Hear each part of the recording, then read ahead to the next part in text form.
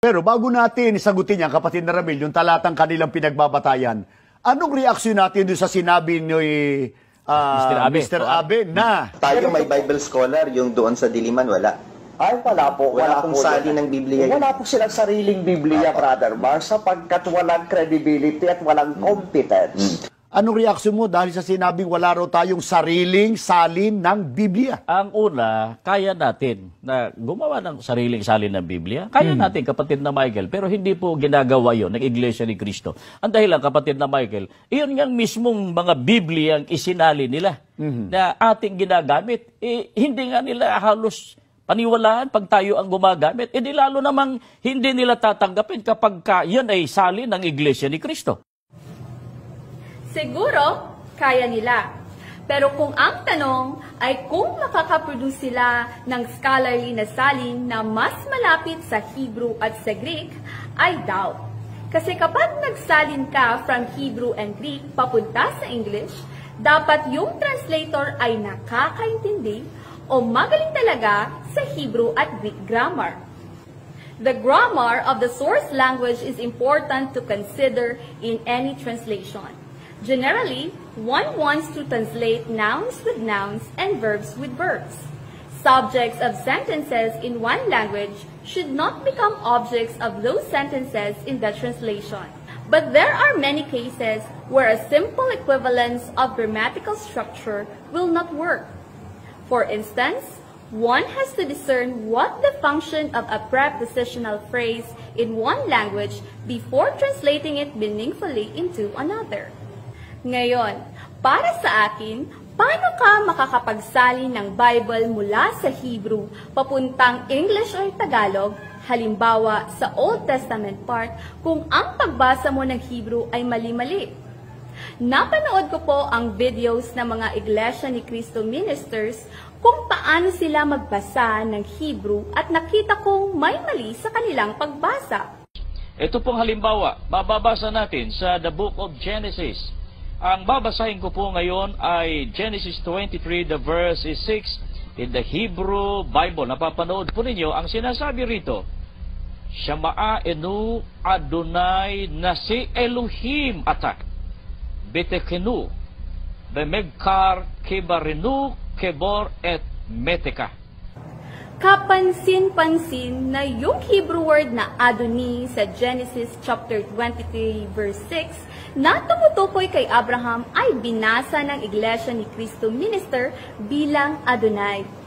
Basahin ko po ang Hebrew text ng Genesis chapter 23 verse 6. Shema'enu Adoni, Nesi Elohim at Betokenu, Bimibhar kevareno kevor et meteka. Ishmemenu it kevro loyekle mimka mekevor meteka. So sa binasa nating Hebrew text ay Adoni po ang nakalagay at hindi Adonai.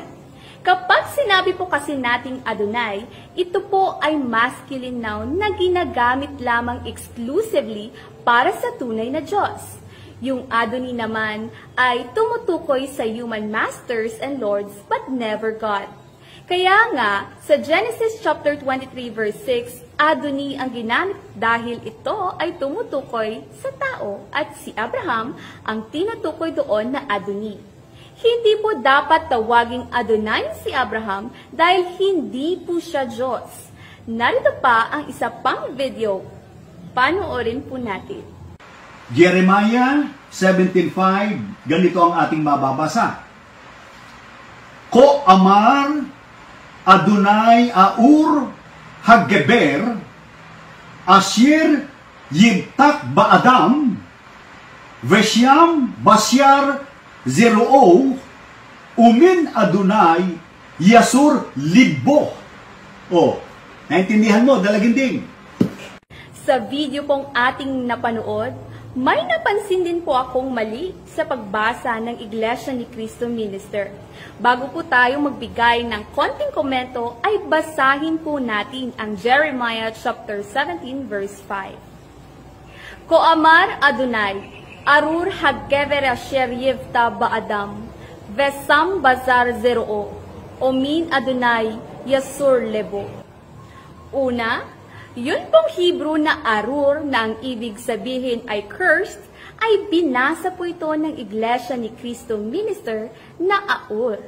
Pangalawa, yung word na vesam na ang ibig sabihin ay and makes, ay binasa po ito ng Iglesia ni Cristo Minister bilang vesham. Siguro, nakalimot siya ng kaibahan ng mga Hebrew alphabet kagaya ng kaibahan ng shin at sin.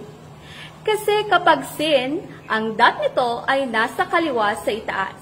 At kapag ang shin naman, ang dot nito ay nasa kanan sa itaas. Ang kahulugan po ng Hebrew word na vesham ay and there. Yun pong Hebrew word sa Jeremiah chapter 17 verse 5 ay vesam, na ang ibig sabihin ay and makes, kaya magkaiba po itong dalawa.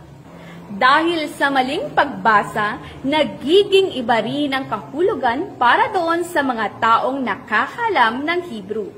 So kung ang pagbasa pa lang ng Hebrew ay mali na, ang pagbasa ng tao, paano niya maisasalin ng maayos? Halimbawa, yung Old Testament from Hebrew papuntang English o Tagalog.